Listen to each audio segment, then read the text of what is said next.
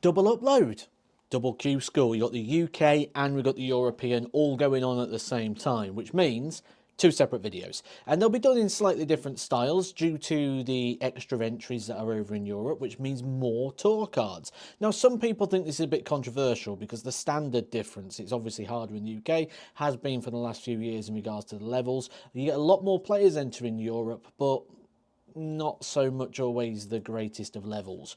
We can see it here, 512 is the round and only 12 averages above the 90. Liam Mandel Lawrence, though, the star performer of the round, averaging 105.85. However, more people was getting through at this stage with an average of 60. That much so, we have had a winner by 5 legs to 1, averaging 33.36. We did lose some players maybe we didn't expect to lose. Last leg deciders for Anton Östlund of Sweden and David Cameron, who had the choice whether he'd like to go to the UK or Europe, chose Europe. He lost 5-4 in the opening game, as did Jesus Negera, another former PDC Tour card holder, looking to regain his privileges. And just because there's more players in the field doesn't mean they changed the system. Top 16 players move through to Stage 2. Stage 2 is a 128 player field where the tour cards will be given out there. These are not players winning tour cards today. They are going to Stage 2 where they can win one. 3 days of action before the 4 days where tour cards are given out. And as always, I'll be live streaming on Wednesday and on the final day as well, and giving you all these videos so you know exactly what is going on. Nothing's going on though for Noah Lynn van Leuven, giving it a go at Q School, going out here in round number 2, so no rewards there. Christoph Kachuk, who recently played in the World Championship, he goes out at this stage as well. Liam Mandel Lawrence, though, we just said how well he performed in the opening game. 105 average for the young German, a player who traditionally used to throw slow, sped things up a little bit over time. Average 105. Guess what his average was in round 2? 71.02. Lost. That's like yin and yang, isn't it? The highs and lows. Owen Rolfs, another ex-PDC tour card holder, went out at this stage, and Dravutin Horvat. They are probably the most notable players to lose early. All these players I'm mentioning, though, I probably would expect to see them into Stage 2. They've got work to do over the next couple of days, but I think they're going to do it. Last 1 to 8, and a couple of interesting stories here. Benjamin Pratnamar normally plays his darts on the WDF circuit. He goes through comfortably. 100 average, 5-1 victory will be one to keep an eye on. Normally knocking on the door of a PDC tour card. Jacques Larb's had one before. He's gone out at this stage. Jeffrey Deswan, semi-finalist, in the World Match Play a few years ago. Battling to get his tour card back, playing well, played well when he played the Super Series as well, just shy of a 95 average. The WDF World Darts Champion and World Master, Jimmy Van Schie, a player who a lot of people, and rightly so, will have in their certainty list in regards to picking up a PDC tour card this year. He has put himself into a good position on the opening day, moving himself through to the round of the last 64. How about Brian Raman? Picked up a tour card a few years ago when he was the WDF World #1. Hasn't been able to regain it since. However, has made a couple of appearances at Lakeside. Been practicing a bit with Dimitri Vandenberg, trying to get his game back. Average of 93. That'll be enough to get him a card. Never mind get him through to Stage 2. Boris Kritschmar, someone I expect to get through as well. He's played, well, he could have played in both World Championships. He qualified for them both. He ended up at Alexandra Palace.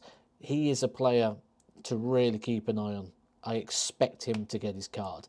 When we're talking about players as well, how about Marcel Scorpion? He's developed every year that he's gone to Q School. He's got closer and closer. I expect that he will get himself through to the secondary phase. Keep an eye on that as things go. And we've got a few more ex-tour card holders here. Daniel Close reached a Pro Tour final. Jose Justicia, a very famous moment with Adrian Lewis. Ron Muhlenkamp, though, maybe in the surprise category. He hasn't quite found his game. Even when he's been playing on the Super Series, he's not found that level that he had when he was on the tour on a regular basis, qualifying for the World Championships. Keeps batting though, keeps trying. I suppose if you swing enough, you're going to bat the ball, aren't you? Especially when you've got the quality that Ron Muhlenkamp has. But not today. He's not picking it up. Just like I said on the UK one, be careful when counting points. Get the win first. Points only matter on Wednesday and on Sunday. Don't chase them throughout the week. But there's been a bit of chasing going on here and some big surprises in this round. So, first one, Boris Kritschmar. we just said about how good he is. He's gone down 5-0. He averaged 69. That is a complete surprise. Robbie Knox was a tour card holder not too long ago. Didn't really deliver on the tour, looking to try and get his place back. Mason Whitlock, though. Tactical one here for him. Obviously, living in the UK, he's got the choice with his Australian nationality to go to the UK or to come over to the European. Opted for the European. More tour cards, potentially lower standard, but it hasn't worked for him here. He goes down 5-3. Arno Merck would have drawn a lot of attention, wouldn't he, due to his run that he had at the recent World Championship. Beat Kim Hybrex. So, got the game, hasn't he? Got the game. Benjamin Pratmar proving once again that he's got the game. 95 the average for him. He's looking superb today, as is Jimmy Van Ski, just cruising through the field. And you do notice, again, the difference between the UK and the European is I tend to notice the vibe more with the European is there seems to be more emphasis on reputation. If you've got a name value when you're on the tour or when you're on the Challenge Tour or on the UK Q School, it doesn't really have as much weight as we tend to notice in the European. And that leaves us with our final 16. 16 players that go through. Some real ones of note here. Arno Merckx having a great time with things. Third round of the World Championship. He's now into the second stage of Q School. Benjamin Pratmar didn't play as well as he had been doing throughout the day, but he books himself a place through to the last 1-8 where the tour cards are going to be given out. And he's going to be a player that garners a lot of attention. Good 5-4 victory in the final game against Jeffrey Deswan. Jimmy Van Ski is one that a lot of eyes will be on, and certainly mine as well. Many people got him in the top 3 in regards to picking up a tour card. Daniel Closer, Pro Tour finalist a few years ago. Danny Janssen, winner of a Pro Tour. So some real quality coming through in the end. And Timu Haju as well, also recently played in the World Darts Championship. We did lose a couple of notable names. Jose Justicia lost at this stage.